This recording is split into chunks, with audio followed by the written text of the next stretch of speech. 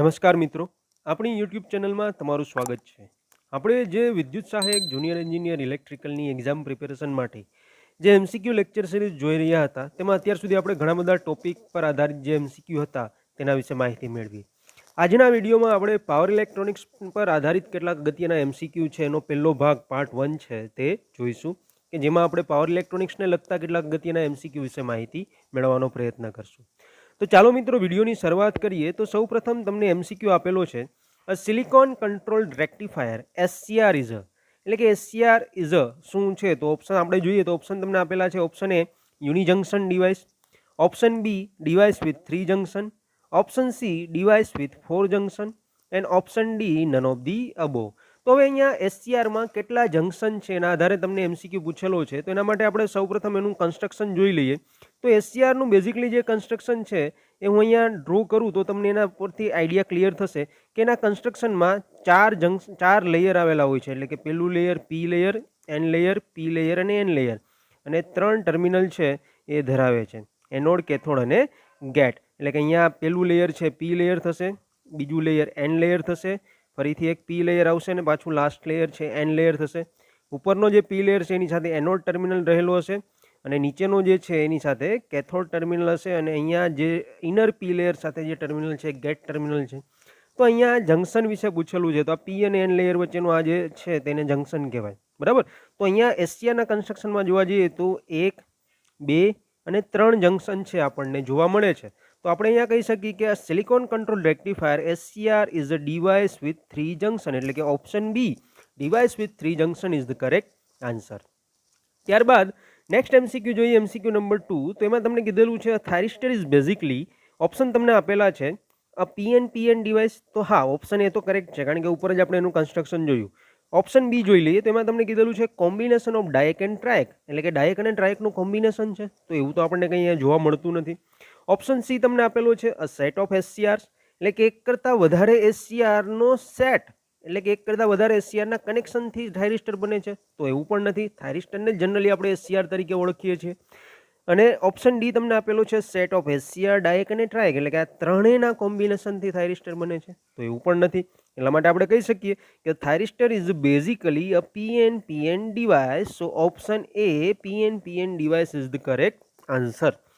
ત્યારબાદ next MCQ જોઈએ આપણે, એમસીક્યુ નંબર 3. તો એમસીક્યુ નંબર 3 માં તમને કીધેલું છે the advantage of thyristor over SCS is, એટલે કે થાઇરિસ્ટરનો એસસીએસ એટલે કે સિલિકોન કંટ્રોલ સ્વિચ જે છે એ સ્વિચની સાથે એની કમ્પેરિઝન કરીએ તો થાઇરિસ્ટરના એસસીએસની કમ્પેરિઝનમાં એડવાન્ટેજીસ શું છે એ તમને અહીંયા પૂછેલું છે. ઓપ્શન તમને આપેલા છે. Option A a slow switching time and large VH, option B a slow switching time and smaller VH, option C a faster switching time and smaller VH, and option D a faster switching time and large VH. તો અહીંયા તમારો correct answer થશે option C. The advantage of thyristor over SCS is faster switching time and smaller VH, એટલે કે જે SCR જે thyristor છે એ એસસીએસની કમ્પેરમાં switching જે છે એ ફાસ્ટર એનું હોય છે, એટલે કે ફાસ્ટ સ્વિચિંગ કરાવે છે, અને એનો જે VH જે છે એ એની વેલ્યુ નાની હોય છે. તો એનો એક એડવાન્ટેજ છે. તો અહીંયા આપણો કરેક્ટ આન્સર થશે option C a faster switching time and smaller VH. ત્યારબાદ નેક્સ્ટ એમસીક્યુ જોઈએ, એમસીક્યુ નંબર 4. તો એમસીક્યુ નંબર 4 માં તમને કીધેલું છે a thyristor equivalent of thyratron tube is ખાલી જગ્યા. તો ઓપ્શન તમને આપેલા છે diac, option B triac, option C silicon controlled rectifier એટલે કે SCR, and option D none of the above. So we can say that a thyristor equivalent of thyratron tube is a SCR, is a silicon controlled rectifier. તો અહીંયા તમારો correct answer થશે option C silicon controlled rectifier એટલે કે SCR, એટલે કે thyristor equivalent of thyratron tube is SCR, that means silicon controlled rectifier. ત્યારબાદ next MCQ જોઈએ, એમસીક્યુ નંબર 5. તો એમસીક્યુ નંબર 5 માં તમને કીધેલું છે અ ટ્રાયક ઇઝ અ, ટ્રાયક શું છે ઓપ્શન જોઈ લઈએ. તો ઓપ્શન તમને આપેલા છે. Option A 2 terminal switch, option B 2 terminal bilateral switch, option C 3 terminal unilateral switch, and option D 3 terminal bidirectional switch. તો ટ્રાયક માટે આપણે જોવા જઈએ તો ટ્રાયક જે છે બેઝિકલી 3 ટર્મિનલ બાયડાયરેક્શનલ સ્વિચ તરીકે કામ કરે છે. So option D 3 terminal bidirectional switch is the correct answer. એટલે તમે અહીંયા બેઝિકલી જોવા જાઓ તો જે ટ્રાયેક છે એ ટ્રાયેકનું આપણે જો સિમ્બોલ જોઈએ તો સિમ્બોલ બેઝિકલી કંઈક આ રીતે આપણને જોવા મળશે, બરાબર. અને આ સિમ્બોલમાં આને આપણે વ્યવસ્થિત ડ્રો કરીએ તો આવી રીતે આપણે કંઈક ટ્રાયેકનો જે સિમ્બોલ છે સિમ્બોલ આપણને જોવા મળશે, અને જેમાં 3 ટર્મિનલ હોય છે, એક ગેટ હોય છે અને બાકીના એનોડ કેથોડની જેમ જ આપણે કન્સિડર કરી શકીએ છીએ. તો triac is a 3 terminal and that is the bidirectional switch, એટલે કે બાય ડાયરેક્શનલ છે, કોઈ પણ પોઝિટિવ નેગેટિવ બંને સાયકલમાં બંને ડાયરેક્શનમાં તમે એને ઓપરેટ કરાવી શકો છો. તો એના માટે આપણો કરેક્ટ આન્સર થશે અહીંયા option D, a 3 terminal bidirectional switch. So we can say that a triac is basically a 3 terminal and bidirectional switch. So option D is the correct answer. ત્યારબાદ MCQ નંબર 6 જોઈએ તો MCQ number 6 માં તમને કીધેલું છે the minimum duration of pulse in a pulse triggering system for a thyristor should be at least, એટલે કે થાઇરિસ્ટરને આપણે બધાને ખ્યાલ હોવો જોઈએ કે થાઇરિસ્ટર છે એ થાઇરિસ્ટર કંટ્રોલ ડિવાઇસ છે. તો એને ઓન કરવા માટે આપણે પહેલાં તો એને ફોરવર્ડ બાયસમાં લઈ આવવું પડે અને સાથે સાથે એને ગેટ ટ્રિગરિંગ પલ્સ પણ પ્રોવાઈડ કરવો પડે એના ગેટ અને કેથોડ ટર્મિનલની વચ્ચે, બરાબર. તો આ જે પલ્સ આપણે આપીએ છીએ તો એ પલ્સ માટે મિનિમમ ડ્યુરેશન શું છે કે જેનાથી થાઇરિસ્ટરને આપણે ટ્રિગર કરી શકીએ, તો એ તમને અહીંયા પૂછેલું છે. ઓપ્શન તમને અહીંયા આપેલો છે. Option A 10 microsecond, option B 10 millisecond, option C 30 millisecond and option D 1 second. તો આપણે અહીંયા મિનિમમ ડ્યુરેશનની વાત કરીએ છીએ તો આ જે પલ્સ, જે મિનિમમ ડ્યુરેશન ઓફ પલ્સ છે pulse triggering system of a thyristor એ કેટલો હોવો જોઈએ, તો અહીંયા આપણે જોવા જઈએ તો option A 10 microsecond is the correct answer. એટલે કે થાઇરિસ્ટરને જ્યારે આપણે ઓન કરાવવો હોય ત્યારે એને ફોરવર્ડ બાયસમાં તો લઈ આવવો જ પડે છે, સાથે સાથે ટ્રિગરિંગ પલ્સ પણ આપવો પડે છે. અને થાઇરિસ્ટરને એક વખત આપણે જો ટ્રિગર કરી દઈએ પછી એ ઓન થઈ જશે, પછી એ કાં તો નેચરલી કોમ્યુટેડ થાય અથવા તો આપણે એને ફોર્સફુલી કોમ્યુટેડ એટલે કે ઓફ કરાવવો પડે છે, બરાબર. તો એના માટે એક નાનો એવો ટ્રિગર પલ્સ પણ જો મળી જાય તો પણ થાઇરિસ્ટર ઓન થઈ શકે છે. અને એ નાના એવા ટ્રિગર પલ્સ જે છે એનો મિનિમમ ડ્યુરેશન જનરલી બહુ ઓછો, એટલે કે અહીંયા આપણે જોઈએ તો 10 માઇક્રોસેકન્ડ જેટલો પણ તમે લ્યો તો એક વખતે ટ્રિગરિંગ પલ્સ એટલો નાનો એવો ટ્રિગરિંગ પલ્સ નાના ડ્યુરેશન માટે પણ આપી દઈએ તો પણ તમારો થાઇરિસ્ટર છે એ ઓન થઈ જશે. તો એટલા માટે અહીંયા આપણો કરેક્ટ આન્સર થશે ઓપ્શન એ 10 માઇક્રોસેકન્ડ. ત્યારબાદ નેક્સ્ટ MCQ જોઈએ MCQ નંબર 7. તો એમાં તમને કીધેલું છે as compared to oscillator and inverter provides. ઓસિલેટરની કમ્પેરિઝનમાં ઇન્વર્ટર શું પ્રોવાઈડ કરે છે? ઓપ્શન તમને અહીંયા આપેલા છે. ઓપ્શન એ તમને કીધેલું છે low voltage output, option B low frequency output, option C distortionless output and option D noiseless output. તો અહીંયા આપણો કરેક્ટ આન્સર થશે option B low frequency output. So we can say that as compared to oscillator and inverter provides a low frequency output. So option B is the correct answer. ત્યારબાદ MCQ number 8 જોઈએ તો MCQ number 8 માં તમને કીધેલું છે in a 3-phase half-wave rectifier each diode conduct for a duration of, એટલે કે 3-phase half-wave rectifier ની આપણે વાત કરીએ તો 3-phase half-wave rectifier માટે પર્ટિક્યુલર જેટલા ડાયોડ આપણે કનેક્ટ કરેલા છે ડાયોડ કેટલા ડ્યુરેશન માટે કન્ડક્ટ થશે. ઓપ્શન તમને આપેલા છે. Option A 180 degree, option B 120 degree, option C 90 degree and option D 60 degree. તો અહીંયા 3-ફેઝ હાફ વેવ રેક્ટિફાયરની આપણે વાત કરીએ છીએ અને એમાં દરેક ડાયોડનો કન્ડક્શન ડ્યુરેશન, કન્ડક્શન ટાઈમ કેટલો છે એ તમને પૂછેલું છે. તો એટલા માટે આપણો એનો કરેક્ટ આન્સર થશે ઓપ્શન ડી 60 ડિગ્રી.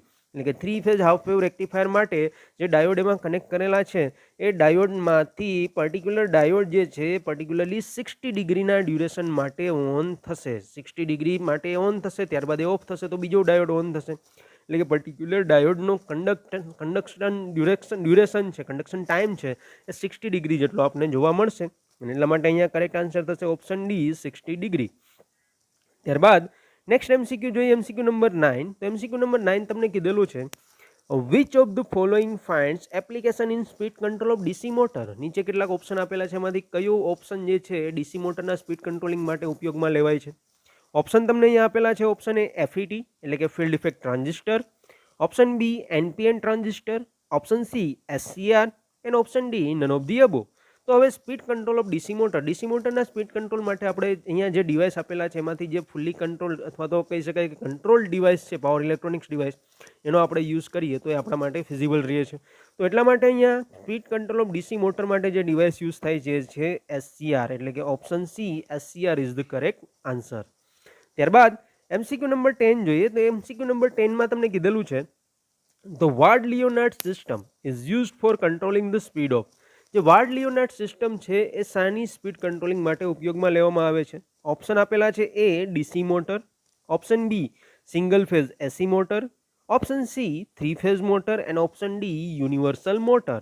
તો બેઝિકલી આપણે જોવા જઈએ તો as per the literature the Ward Leonard system જે છે એ ડીસી મોટરના સ્પીડ કંટ્રોલિંગ માટે આપણે ઉપયોગમાં લઈએ છીએ, એટલે કે option A DC motor is the correct answer. ત્યારબાદ એમસીક્યુ નંબર 11 જોઈએ તો એમસીક્યુ નંબર 11માં તમને કીધેલું છે a device that does not exhibit negative resistance characteristic is, એટલે કે એવો ડિવાઇસ કે જે નેગેટિવ રેઝિસ્ટન્સ કેરેક્ટરિસ્ટિક છે એ દર્શાવતો નથી. તો અહીંયા તમને ઓપ્શન આપેલા છે option A એફઈટી, option B યુજેટી, UJT એટલે કે unijunction transistor, option C tunnel diode and option D SCR. તો અહીંયા તમારો કરેક્ટ આન્સર થશે ઓપ્શન એ એફઈટી. જે એફઈટી એટલે કે ફિલ્ડ ઇફેક્ટ ટ્રાન્ઝિસ્ટર છે એ કહી શકાય કે does not exhibit negative resistance characteristic. એ નેગેટિવ રેઝિસ્ટન્સ કેરેક્ટરિસ્ટિક એક્ઝિબિટ કરતું નથી, એ દર્શાવતું નથી. જ્યારે યુજેટીના કેસમાં, એસસીઆરના કેસમાં એઝ વેલ એઝ ટનલ ડાયોડના કેસમાં પણ નેગેટિવ રેઝિસ્ટન્સ રિજિયન છે એ દર્શાવે છે. તો એટલા માટે અહીંયા આપણો કરેક્ટ આન્સર થશે ઓપ્શન એ એફઈટી. ત્યારબાદ એમસીક્યુ નંબર 12 જોઈએ તો એમસીક્યુ નંબર 12માં તમને કીધેલું છે RC snubber circuit is use to limit the rate of, એટલે કે આરસીએસ નંબર સર્કિટ છે એ કેના રેટને લિમિટ કરવા માટે ઉપયોગમાં લેવામાં આવે છે? તો અહીંયા તમને ઓપ્શન આપેલા છે. ઓપ્શન એ આપણે જોઈએ તો ઓપ્શન એ તમને કીધેલો છે rise of current in SCR, option B rise of voltage across SCR, option C conduction period and option D all of the above. તો બેઝિકલી અહીંયા આરસીએસ નંબર સર્કિટની વાત કરેલી છે. જે આરસીએસ નંબર સર્કિટ છે એ basically dv by dt as well as આપણે જોવા જઈએ તો ઓવર વોલ્ટેજ પ્રોટેક્શન માટે પણ એનો ઉપયોગ છે એ કરવામાં આવે છે. એટલા માટે અહીંયા કરેક્ટ આન્સર થશે આપણું option B rise of voltage across the SCR. એટલે કે જે સ્નમ્બર સર્કિટ છે એ snubber circuit is use to limit the rise of voltage across the SCR. So option B is the correct answer. એટલે કે સ્નમ્બર સર્કિટનો મેઇન યુઝ આપણે જોવા જઈએ એસસીઆરમાં તો એ છે ડીવી બાય ડીટી પ્રોટેક્શન પૂરું પાડવા માટે, અને સાથે સાથે ઓવર વોલ્ટેજ પ્રોટેક્શન પણ પૂરું પાડવા માટે આપણે વેરિસ્ટરની સાથે એને કનેક્ટ કરી જ શકીએ છીએ. અને પણ એનો main purpose DV by DT protection આપણે પૂરું પાડવા માટે, એટલે કે rate of change of voltage જે છે, rate of rise of voltage જે છે એ પ્રોટેક્શન માટે આપણે નંબર સર્કિટનો યુઝ કરીએ છીએ. એટલા માટે we can say that the option B rise of voltage across the SCR is the correct answer. ત્યારબાદ એમસીક્યુ નંબર 13 જોઈએ તો એમસીક્યુ નંબર 13માં તમને કીધેલું છે a freewheeling diode is connected across an inductive load is, એટલે કે inductive લોડની એક્રોસમાં આપણે જો ફ્રી વ્હીલિંગ ડાયોડને કનેક્ટ કરીએ તો એનાથી શું થશે? ઓપ્શન તમને આપેલા છે option A to restore conduction angle on phase, option B to avoid negative reversal voltage drop, option C to reduce the PRV peak reverse voltage, option D all of the above. હવે basically free wheeling ડાયોડને આપણે inductive લોડની અક્રોસમાં connect કરીએ તો શું થશે? તો આપણને બધાને ખબર છે કે જ્યારે કોઈ પણ સર્કિટમાં, કોઈ પણ કન્વર્ટરમાં આપણે ઇન્ડક્ટિવ લોડ લગાવેલો હોય તો એ ઇન્ડક્ટિવ લોડમાં જ્યારે આપણે સ્વિચ ઓન કરશું ત્યારે લોડમાંથી કરંટ પસાર થશે અને કરંટના લીધે એ ઇન્ડક્ટિવ લોડમાં 1/2 Li² જેટલી એનર્જી છે સ્ટોર થશે. હવે જ્યારે સ્વિચ ઓફ હશે ત્યારે સ્ટોર થયેલી એનર્જી છે એની અક્રોસના જે વોલ્ટેજ છે એ વોલ્ટેજના કારણે તમારો જે ડિવાઇસ છે એમાં રિવર્સ વોલ્ટેજ એપ્લાય થશે અને એમાંથી રિવર્સ કરંટ ફ્લો થવાનો ચાલુ થશે. બરાબર, એની વેલ્યુ એટલી બધી વધારે હશે કે તમારા ડિવાઇસને નુકસાન પણ થઈ શકે. તો એને આપણે એ જે એનર્જી, જે ઇન્ડક્ટિવ લોડમાં એનર્જી સ્ટોર થયેલી છે એ એનર્જીને ફ્રી વ્હીલ કરવા માટે આપણે એની અક્રોસમાં ફ્રી વ્હીલિંગ ડાયોડ યુઝ કરીએ છીએ કે જેનાથી એનર્જી સેફલી આપણે ફ્રી વ્હીલ કરાવી શકીએ. એટલા માટે અહીંયા એના કારણે જે કન્ડક્શન એંગલ છે એ કન્ડક્શન એંગલને આપણે ફેઝ ઉપર જે કન્ડક્શન એંગલ છે એને રિસ્ટોર કરાવી શકીએ છીએ. માટે અહીંયા કરેક્ટ આન્સર થશે તમારો option A to restore the conduction angle on phase. એટલે આપણે કહી શકીએ કે freewheeling diode is connected across an inductive load is to restore a conduction angle on phase. ત્યારબાદ નેક્સ્ટ એમસીક્યુ જોઈએ એમસીક્યુ નંબર 14. તો એમાં તમને કીધેલું છે a equalizing circuit are provided across each SCR in series operation to provide uniform. એટલે કે series ઓપરેશનમાં આપણે દરેક એસસીઆરની અક્રોસમાં ઇક્વલાઇઝિંગ સર્કિટ જે છે, બરાબર, ખાસ યાદ રાખવાનું છે સિરીઝ ઓપરેશન, અને એમાં આપણે દરેક એસસીઆરની અક્રોસમાં જે ઇક્વલાઇઝિંગ સર્કિટ પ્રોવાઈડ કરીએ છીએ એ શું યુનિફોર્મલી શું પ્રોવાઈડ કરવા માટે આપણે ઇક્વલાઇઝિંગ સર્કિટનો ઉપયોગ કરીએ છીએ. હવે બેઝિકલી અહીંયા થોડીક કહી શકાય કે આ તો એક બેઝિક ફંડામેન્ટલ અથવા કોમન સેન્સનો પણ ક્વેશ્ચન છે. એસસીઆરને સિરીઝમાં કનેક્ટ કરેલા છે તો ઓબ્વિયસલી જ્યારે એસસીઆર સિરીઝમાં કનેક્ટ કરેલા હશે તો એમાંથી ફ્લો થતો કરંટ છે એ આપણે કહી શકીએ સેમ જ હશે. તો હવે તમારે આ ઇક્વલાઇઝિંગ સર્કિટનો ઉપયોગ શા માટે કરવો પડે? તો એટલા માટે જ કરવો પડે કે એની એક્રોસમાં જે વોલ્ટેજ છે વોલ્ટેજને આપણે યુનિફોર્મલી ડિસ્ટ્રીબ્યુટ કરી શકીએ. તો ઓપ્શન આપણે પહેલાં જોઈ લઈએ. ઓપ્શન એ આપેલો છે current distribution, option B voltage distribution, option C firing of SCR and option D all of the above. તો એઝ પર અવર ડિસ્કશન આપણે કહી શકીએ કે option B voltage uniform voltage distribution is the correct answer. એટલે કે જ્યારે આપણે એસસીઆરને સિરીઝમાં કનેક્ટ કરેલા હોય ત્યારે કરંટ તો સેમ જ રહેવાનો છે, યુનિફોર્મ રહેવાનો છે, પણ એ દરેક એસસીઆરની અક્રોસના જે વોલ્ટેજ છે વોલ્ટેજનું ડિસ્ટ્રીબ્યુશન યુનિફોર્મ કરવા માટે આપણે દરેક એસસીઆરની અક્રોસમાં જે ઇક્વિલાઇઝિંગ સર્કિટ છે એનો ઉપયોગ કરવો પડે છે.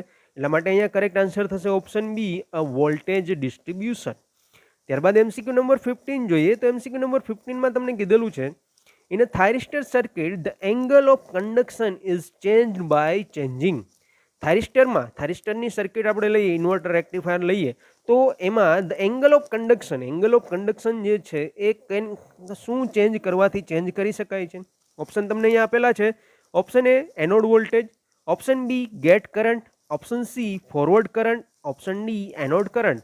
આપણને બધાને ખબર છે કે જે થાઇરિસ્ટર છે એ થાઇરિસ્ટરમાં બેઝિકલી આપણે એનોડ અને કેથોડ ઉપર પોઝિટિવ અને નેગેટિવ સપ્લાય આપી દઈએ એટલે ફોરવર્ડ બાયસમાં થશે, પણ સાથે સાથે એને ઓન કરવા માટે આપણે એના ગેટ ટર્મિનલ ઉપર જે ગેટ કરંટ છે, ગેટ કરંટ આપણે પ્રોવાઈડ કરવો પડે, અને ગેટ કરંટમાં આપણે ફાયરિંગ એંગલમાં ફેરફાર કરીને એનો કન્ડક્શન જે છે કન્ડક્શન એંગલને પણ આપણે ચેન્જ કરી શકીએ છીએ.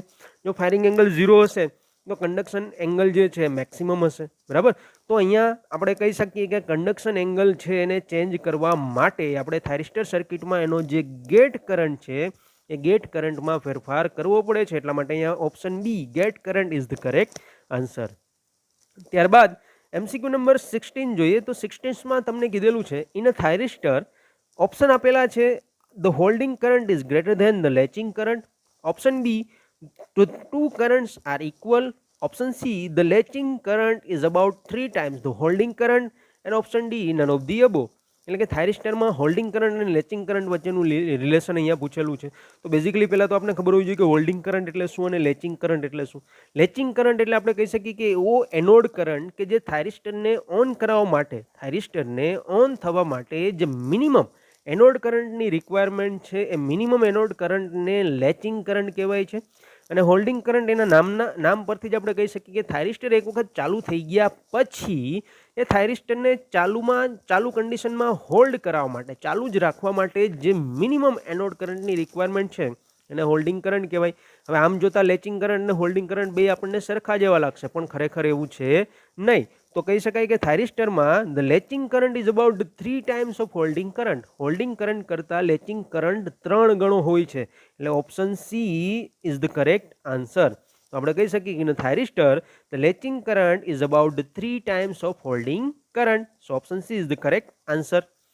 ત્યારબાદ એમસીક્યુ નંબર 17 જોઈએ. તો એમસીક્યુ નંબર 17માં તમને કીધેલું છે in a single phase full wave controlled bridge rectifier. એક તમને single phase full wave controlled bridge rectifier આપેલો છે. The minimum output voltage is obtained at the conduction angle ખાલી જગ્યા and maximum at conduction angle ખાલી જગ્યા. એટલે કે આ જે single phase full wave control bridge rectifier છે એમાં મિનિમમ વોલ્ટેજ છે, મિનિમમ આઉટપુટ વોલ્ટેજ છે કે કયા કન્ડક્શન એંગલે મળશે, અને મેક્સિમમ આઉટપુટ વોલ્ટેજ છે કયા કન્ડક્શન એંગલે મળશે તમને પૂછેલું છે. હવે આપણને બેઝિકલી ખબર હોવી જોઈએ કે ફાયરિંગ એંગલ એટલે કે આપણે જ્યારે ગેટ પલ્સ આપીએ છીએ તો ગેટ પલ્સને 0 થી 180 ડિગ્રીમાં ક્યારે આપીએ છીએ તો એને ફાયરિંગ એંગલ કહેવાય. સપોઝ કે હું alpha firing angle is equal to 30 degree લઉં તો તમારો ગેટ પલ્સ તમે 0 થી 30 સુધી નથી આપતા, પણ 30 જેટલો ડિલે આપીને પછી આપો છો, તો એ થશે તમારો ફાયરિંગ એંગલ. અને કન્ડક્શન એંગલ એટલે કોઈ પણ થાઇરિસ્ટર અથવા તો બીજી કોઈ પણ પાવર ઇલેક્ટ્રોનિક સ્વિચ કેટલા ડ્યુરેશન માટે, કેટલા એંગલ માટે ચાલુ રહે છે એને કહેવાય કન્ડક્શન એંગલ. તો અહીંયા તમને એ પૂછેલું છે કે single phase full wave control bridge રેક્ટિફાયરમાં મિનિમમ આઉટપુટ વોલ્ટેજ કેટલા કન્ડક્શન એંગલે મળશે અને મેક્સિમમ આઉટપુટ વોલ્ટેજ છે કેટલા કન્ડક્શન એંગલે મળશે. હવે મિનિમમ આઉટપુટ વોલ્ટેજ એટલે કે 0 જ આપણે અહીંયા લઈએ છીએ. તો 0 ક્યારે મળે કે જ્યારે તમારી કોઈ પણ સ્વિચ ઓન ના થાય એટલે કે એનો કન્ડક્શન એંગલ 0 હોય ત્યારે મિનિમમ આઉટપુટ વોલ્ટેજ મળશે. અને જ્યારે 180 ડિગ્રી એટલે કે હાફ સાયકલ સુધી એ ચાલુ રહેશે તો આઉટપુટ વોલ્ટેજ છે એ મેક્સિમમ મળશે. બરાબર. તો અહીંયા આપણે ઓપ્શન જોઈએ શું આપેલા છે. ઓપ્શન એ તમને આપેલું છે 0 degree 180 degree. Option B 180 degree and 0 degree. Option C 0 degree, both 0 degree, and option D both 180 degree. તો અહીંયા તમારો એઝ પર અવર ડિસ્કશન કહી શકાય કે કરેક્ટ આન્સર આપણો થશે option A 0 degree and 180 degree. એટલે કે જ્યારે કન્ડક્શન એંગલ 0 ડિગ્રી હશે ત્યારે મિનિમમ આઉટપુટ વોલ્ટેજ ઓપ્ટેન થશે અને કન્ડક્શન એંગલ 180 ડિગ્રી હશે ત્યારે મેક્સિમમ આઉટપુટ વોલ્ટેજ છે આપણને જોવા મળશે. So option A 0 degree and 180 degree is the correct answer. ત્યારબાદ MCQ નંબર 18th જોઈએ તો એમાં તમને કીધેલું છે અહીંયા સેમ ક્વેશ્ચન છે પણ કન્ડક્શન એંગલની જગ્યાએ ફાયરિંગ એંગલ તમને પૂછેલો છે. તો single phase full wave controlled bridge rectifier માટે મિનિમમ આઉટપુટ વોલ્ટેજ છે કયા ફાયરિંગ એંગલ ઉપર મળશે અને મેક્સિમમ આઉટપુટ વોલ્ટેજ છે એ કયા ફાયરિંગ એંગલ ઉપર મળશે. તો હંમેશા યાદ રાખવાનું કે ફાયરિંગ એંગલ જેટલો ઓછો એટલો આઉટપુટ વોલ્ટેજ વધારે. તો જો 0 ડિગ્રી ફાયરિંગ એંગલ રાખીએ તો આઉટપુટ વોલ્ટેજ મેક્સિમમ મળે અને 180 ડિગ્રી રાખશું તો આઉટપુટ વોલ્ટેજ મિનિમમ મળશે. તો અહીંયા firing minimum output voltage is obtained at a firing angle of 180 degree and maximum at firing angle of 0 degree. So ઉપરનો જે ક્વેશ્ચન છે એના કરતાં એક્ઝેક્ટલી અપોઝિટ એટલે આપણો આન્સર આવવો જોઈએ 180 ડિગ્રી એન્ડ 0 ડિગ્રી. જોઈએ આપણે ઓપ્શન આપેલા છે કે નહીં.